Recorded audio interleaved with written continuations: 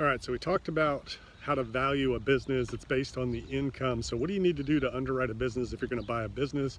What does due diligence look like? So you want to get the last 3 years, tax returns, P&L, balance sheet, all of those things. So you want to dig into the financials of the business and understand the business, dig into who the employees were, are there any contracts, find out where vendor accounts stand, things like that. So one thing you want to do when you buy a business or take over a business, especially small businesses, you do not want to buy the corporation or the LLC. Okay, you want to buy the name, you want to buy the intellectual property, and all that, the inventory, fixtures, equipment, but you do not want to buy the entity. Why is that? Because I bought a company one time, and I don't know, it was 5 years down the road, and I notified all the vendors in writing that, you know, I own the company,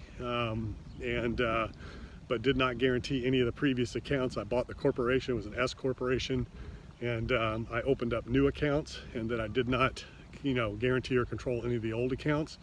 All the new accounts that were opened up were in the name of that corporation. Well, unfortunately, I sold that company down the road, notified everybody when I sold it down the road, and that individual got in trouble and did not pay a vendor, and they came after me, and I had to dig through my records and show them where I wrote them a letter notifying that you know, I was no longer part of that corporation, that it had been sold, that I was not the guarantor on the account and all that. But you know, the attorney still tried to come after me because, you know, they go for the deepest pockets, right?